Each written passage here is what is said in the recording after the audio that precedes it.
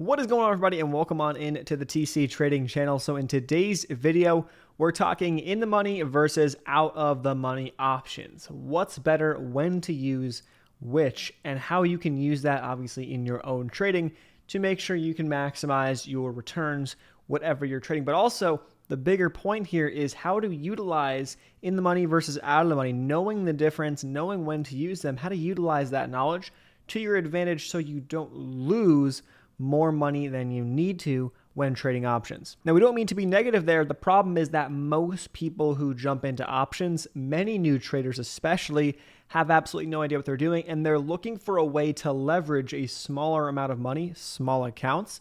They're looking for a way to leverage a small account to make 500% gains, 1,000% gains, and the types of gains that you see across penny stocks or crazy kind of YOLO option bets. Now, that has a time and it has a place, and there are traders who do very, very well, who have experience, who trade for those types of massive plays, but they have some sort of risk management in place. So hopefully we can dive deeper into understanding that and then how to use in the money versus out of the money options to your advantage. So if you're someone who is new and you don't know anything about options trading, or you want a better background into options trading, we're going to leave a link down below to our other channel, Thomas Cover, my personal channel. Tons of options videos there, plenty where that came from. And also on this channel, there's a playlist tab, options, I believe, or options trading. There should be a playlist that will have a bunch more information when it comes to options. And then there's actually a Greeks playlist as well. I would definitely get familiar with some of those videos and those playlists if you're someone who is new.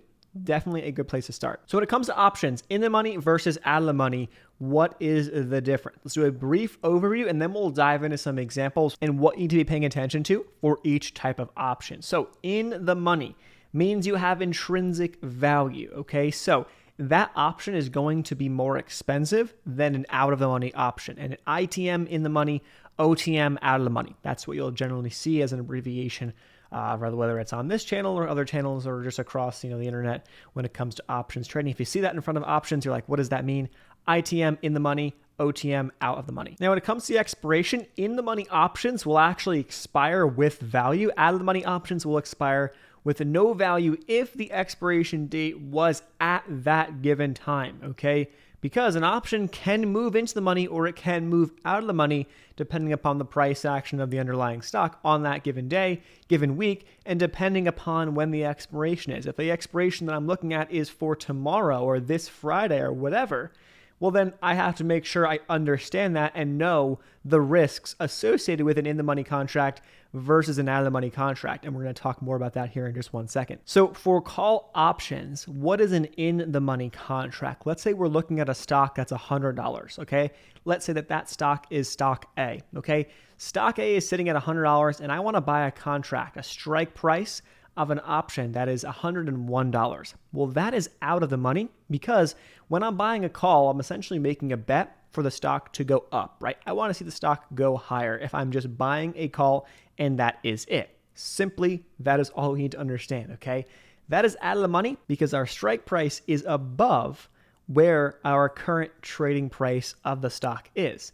Okay, now an in-the-money contract would be, let's say I want to buy a $99 strike price contract for that $100 stock A.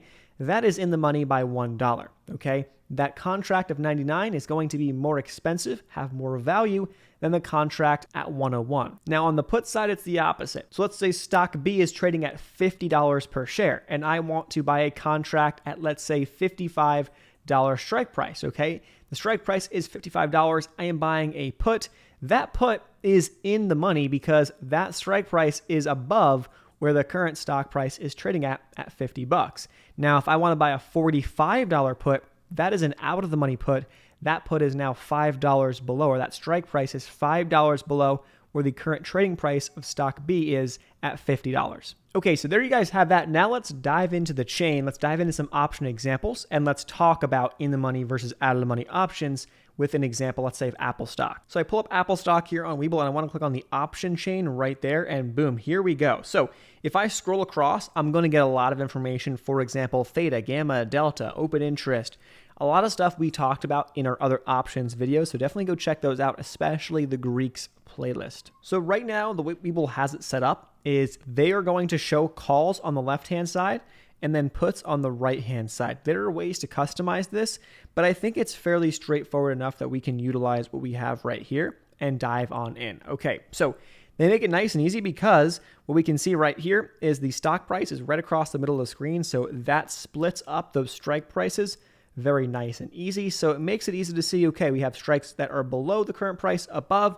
and we have strikes that are above the current price to the downside of our screen. On the bottom, I can customize and go to calls only, and then I can customize and go to puts only. We could do that and we can look at that, but let us just use both as the example here because we're looking at in the money versus out of the money, and you can be in the money on calls and puts, so you can kind of see the example both ways. It doesn't necessarily have to just be on looking at calls specifically or just looking at puts specifically. We can see it both ways. So let us dive into in the money. We'll look at calls and puts here when it comes to in the money contracts for Apple. Let's dive into some of the pricing so we get a better understanding of that.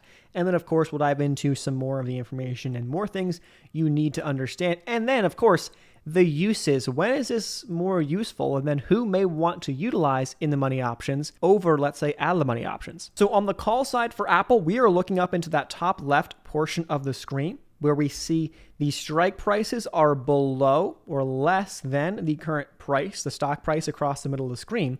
So the 152 50s, 150, 149, and so forth.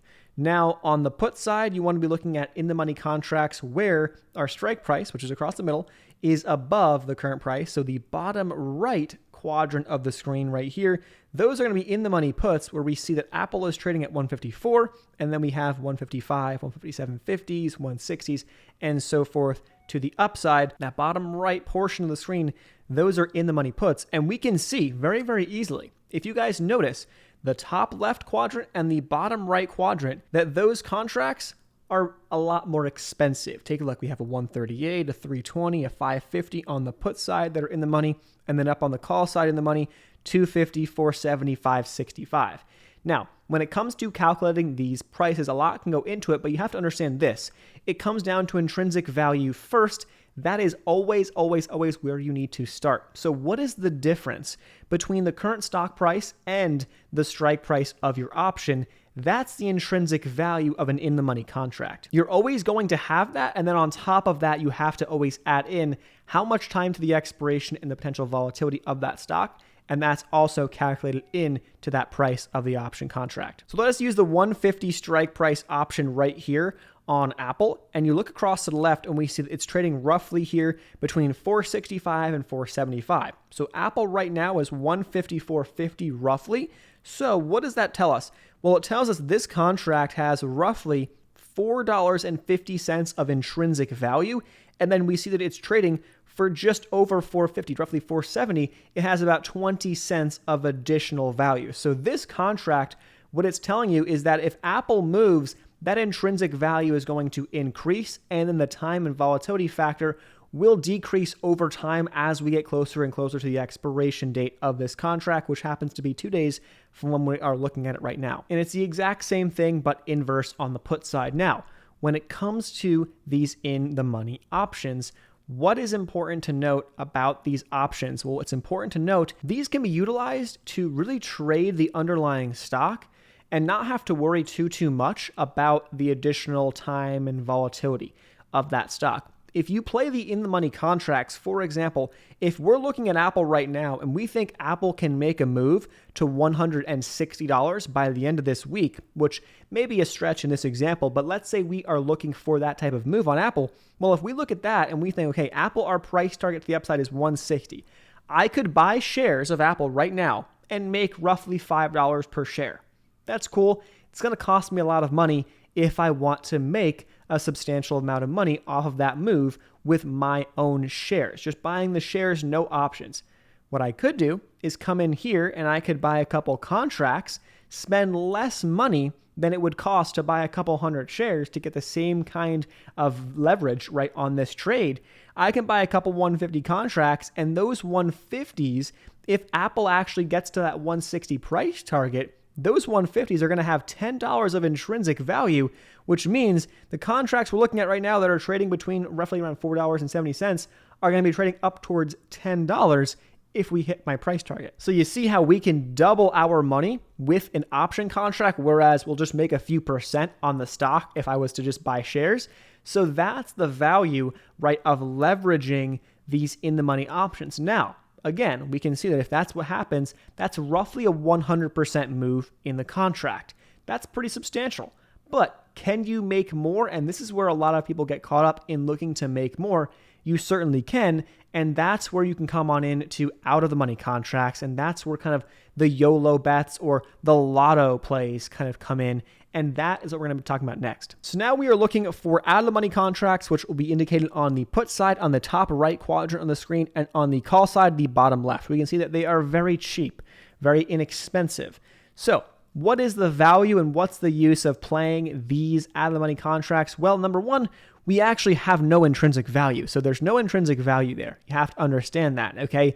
These contracts, as they are right now, they can and will, if the stock doesn't move and they don't go in the money, they'll expire worthless, okay? So for example, today's Wednesday when we're filming this video.